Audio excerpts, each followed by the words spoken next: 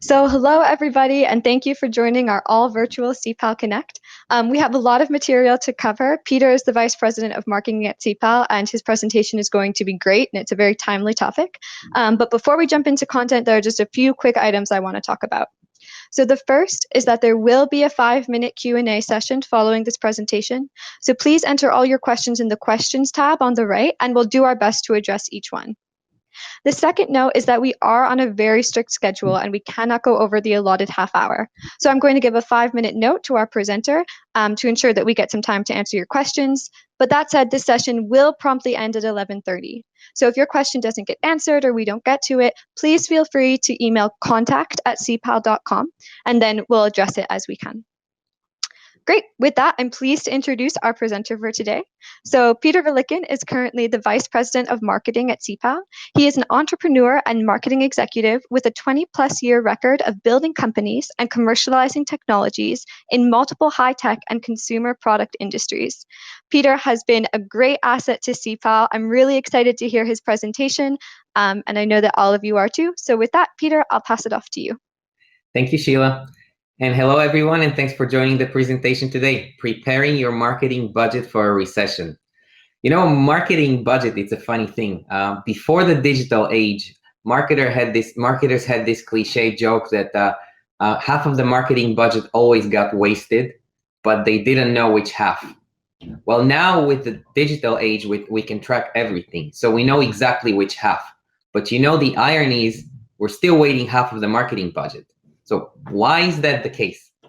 This exactly is what I'll try to tease out in this topic today. And more importantly, try to discuss what are some ways to eliminate the waste and make sure that we correctly and nimbly deploy our budget for maximum use.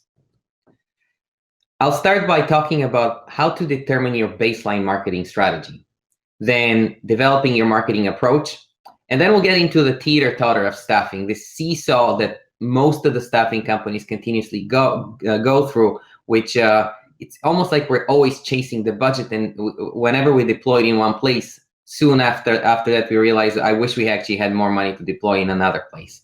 The 3/3 rule that I'll introduce, it's a very basic, simple rule that hopefully can give us this nimbleness and this flexibility to try to be agile and to be able to ensure that we deploy our budget to its maximum use.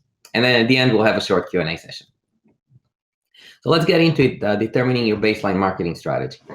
At a high level, the first thing you really need to think through is where and how much you should invest your marketing efforts and your marketing dollars. So you should look into the client acquisition side. There's lots of things that we can do to market to existing clients, to new clients. Then we should also look into the candidate acquisition marketing. So there's many things you can do with existing consultants, trying to get a better database, trying to get new consultants. Again, looking into those and seriously thinking where and how much to spend, I think is going to be key. Now, of course, we want to spend everywhere. We want to spend a lot. But with most of the staffing companies that I've spoken to, the marketing budgets are quite thin. And if you try to do everything at once, usually you end up doing so little that it's very ineffective. So I think some strategic thinking and hard decisions will go a long way, because if you make a bet and it's the right bet and you truly put your efforts there into the 1, 2, 3, 5 things that you can do, you really can make a dent. You can make a meaning. If you try to do 20 things at once with almost no budget, you basically are wasting your money, and very little will be the result. So let's look on the client acquisition side. So first, the obvious thing. So if you have a deep database with many responsive candidates and consultants, by all means, absolutely, you should focus your marketing efforts on client acquisition. Now, let's look into a bit more depth. So what are some questions you can ask to understand it? So one question that I like to recommend to every staffing firm is ask yourself, if you double your candidate database, would you really be able to place twice as many candidates? I mean, do you have access to enough job requisitions that if you had many candidates, can you fill them up? It's a tough one, you know, and probably the answer is somewhere in between. But the degree of which this is true will tell you how well you're doing on the client acquisition side. If the answer is no, that means you really have to think through and focus on the candidate development side. And then when we're talking about the client acquisition, then the next question you need to ask yourself is, so you can go and try to get more jobs from existing clients, or you could try to pursue new clients. For different firms, the answer is different. So do you have a strong foundation of clients in your roster? Do you have large clients? And look into them. See how much business are you getting? Are you getting from every department? So maybe you're getting from QA, but what application development? What about project management? Really try to understand the organizational structure of each of your large clients, and see if you are getting business from all the different places where you can. Now, how could you do that? Obviously, because for a lot of the sales managers, they would and the reps, they would have good relationships with certain managers within their clients, and they would probably not know or have very kind of vague relationship with some of the other ones. The best way to penetrate existing clients is to try to get recommendations and referrals. So talk to your managers, the managers that you're working with.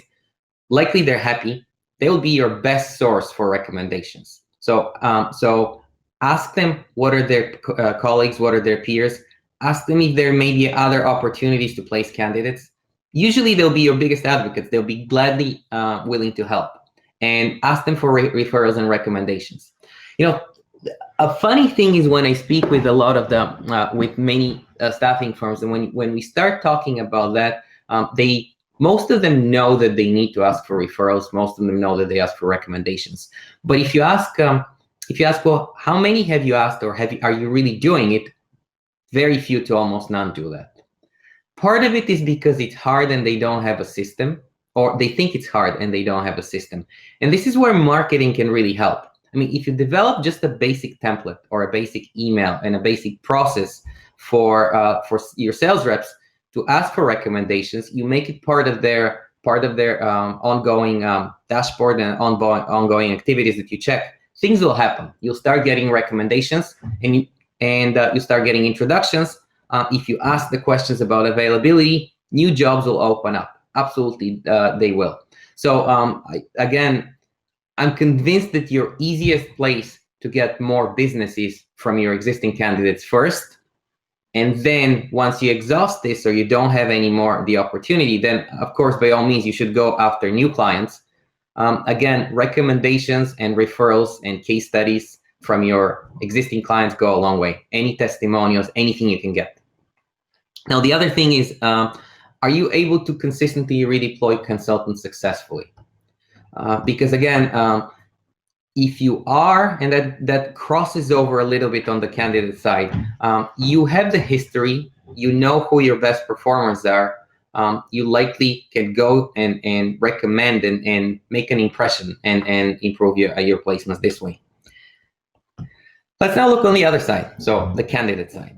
So again, the obvious thing, if you have a low placement success rate or you can't re-engage candidates, it's no question you should focus on candidate acquisition.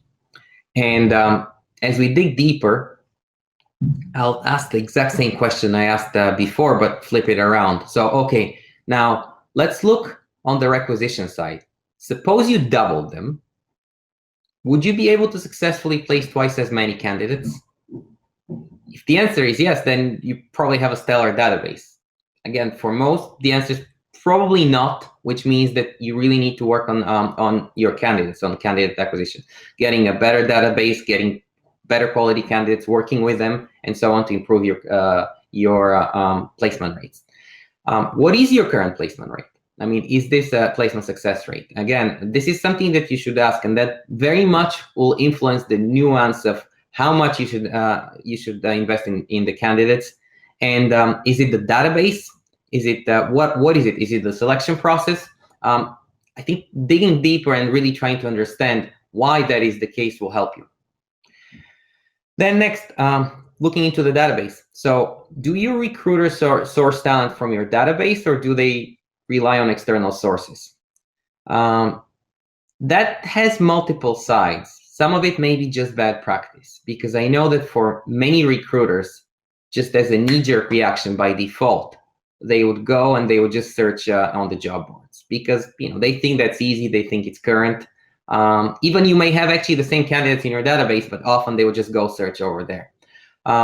There are ways. In fact, Ceipal actually makes it quite easy from a management point of view to watch and to measure this, because with Ceipal, your internal database and all the job boards, they're all integrated. And as you search across all of them simultaneously. So there are ways to actually measure and control and enforce this behavior, and make sure that your recruiters are looking at in the right place. But also, you want to make sure that you have a good database, because at the end of the day, your recruiters are under pressure and they're trying to find the best candidates quickly and do the job. So making sure that you have given them access to the right quality candidates, the best candidates will do a good job. Another kind of side note, so technology is rapidly advancing.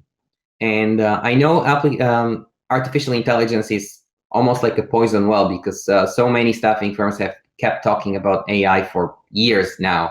But things are really coming to fruition. Things are really becoming real. So with Ceipal, the artificial intelligence module, the artificial intelligence capabilities, they really could be a big aid, because you can deploy the power of the computer, the infinite cycles that basically your computer has, to do a lot of correlations and a lot of questions simultaneously asked to identify and rank the candidates that are a match. And in fact, you rank the candidates that are in your database with passive candidate sourcing, which we actually have a demo for on the demo track. You can even look outside of your own database, and you can look across the universe, looking at millions of candidates based on all the data that actually frankly exists for about all of us on the internet. And you can get a measure of how good is your database, where's how do your own candidates stack up against what artificial intelligence thinks is the best. So really looking into this and trying to tap into the technology on top of other things, I think can make a really, really big success for you. And then finally, how responsive is your current database of candidates, or how good is your relationship with your existing candidates? Some staffing firms do a great job engaging and keeping touch with their existing consultants. They do a great job of making sure that the consultants are happy. They like working with your firm. They want to re-engage. Others struggle. Others don't even pay attention on that, and that really impacts them, because if you're able to work with your candidates and to redeploy them, it's so much easier, so much cheaper, because you've already trained them, you've already done all the paperwork, you've already tested them. So again, you should look into new candidate acquisitions versus trying to do some branding and marketing and working with your existing consultants to make sure that they're happy, they're engaged, they're active. Now we get to the marketing approach. Again, part of it is a given, because staffing firms have such a razor-thin budgets, and marketing budgets are very slimmed down. And often the threshold to invest in a various program is so big that you lock up most of your budget. So you end up basically committing a large chunk to various things that frees up all the funds. I mean, let's look on the client acquisition side, for example. So if you do outreach or marketing campaigns, again, if you engage an external agency or you do a whole program, likely there's a minimal threshold, likely you have to commit a big chunk. If you go to some databases, let's say Discover.org or something else, then you you basically have to commit a large chunk over there. If you're going to a trade show, to an exhibit hall, partnerships, and so on, large amount of money of your budget has to go over there. If you outsource and you have cold calling services or referral requests, again, that's something that takes up a lot of your budget. Similar on the client acquisition side. Job board expenditures. This is a big chunk. So the statistic is that the typical staffing firm with 25 recruiters on board, they spend about $8,000 a month on job boards across the various job boards. So it's a big chunk of money, probably your largest expenditure. If you do any outreach campaigns, if you attend job fairs, university outreach, any of those things, they would freeze up a lot of your budget. So you end up pretty much committed to one or the other area. And it's really interesting. At the end of last year, when I at all the various trade shows, the beginning of this year, in speaking with a lot of the staffing firms, the talk was that the biggest challenge always was the scarcity of talent. Everybody talked about the low unemployment rate, which was 3.6% then, and really the challenge in finding qualified candidates. And a lot of the investment for many firms went on the candidate acquisition, on getting more sophisticated to find the right candidates and fighting this market. Well, how have things changed, right? Because now in the middle of the COVID-19 crisis, unemployment rates went soaring. They went to 14.7%. And all these investments in candidate acquisition, maybe you wish you had some funds that were freed up now to work on client acquisition, because the whole rug got pulled from under us. And if you had committed all these funds early on, you are in real trouble now. So that's where this 3/3 rule that I'm trying to introduce and I recommend comes in. So you never know what the future will tell.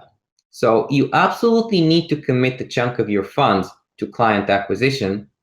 I recommend roughly or around 1/3 of your marketing budget should go to client acquisition always, because there is a seesaw, and the environment changes, and usually in the staffing industry, it's a very rapid change. So you should always put in 1/3 to the client acquisition. By the same token, you should put in 1/3 of your budget always towards candidate acquisition. You do need a better database. You do need to engage and make sure that your existing consultants are happy. Those two I would deploy, and I would make sure that I carefully think through the programs. And yes, you can commit to long-term programs. Yes, you can lock up the funds, because I think this is something that's well spent.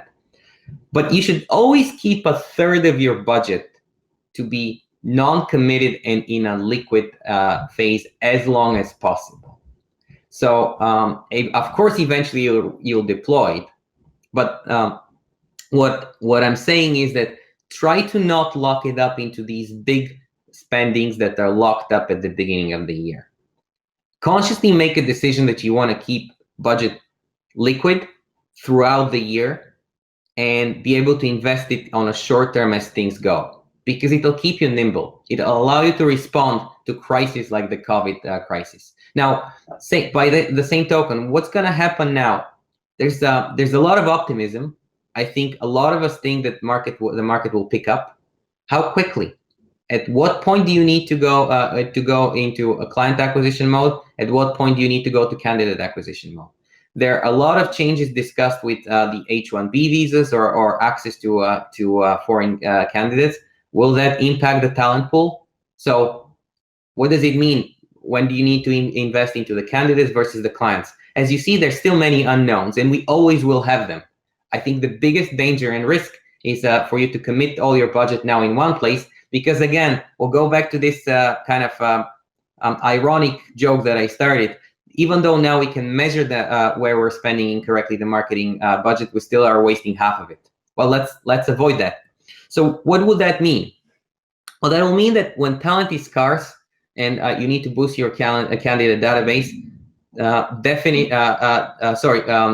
when talent is scarce and you need to boost your candidate database, definitely put the funds towards candidate acquisition. So take this 1/3 or a big chunk of it, put it on the right side, put it along with candidate acquisition. You'll have the funds. You really can make a big dent, and you can be competitive there.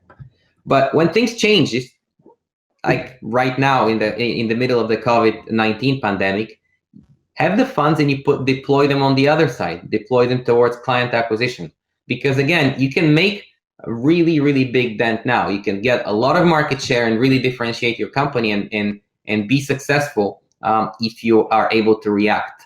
I think one of the defining things for the firms that will do well coming out of this pandemic versus the ones that will struggle is their ability to react and their ability to be on the front foot and be aggressive and really be successful. And I think there's nothing better to allow you to be successful and aggressive with your approach than if you have the funds and the budget to really invest there.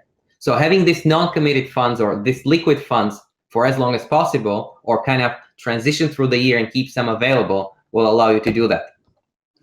So finally, just to kind of summarize, the 3/3 rule, obviously really basic, really rule of thumb, but I like those things because it allows you to just think strategically, and if you kind of follow directionally this, I think you'll make a big step. Always invest 1/3 of your budget towards marketing, client acquisition. Always invest 1/3 of your budget towards candidate acquisition marketing, but keep 1/3 not committed initially, committed as the year goes. Be agile and be able to react. So that's the end of it. And if there are any questions, I'm happy to answer.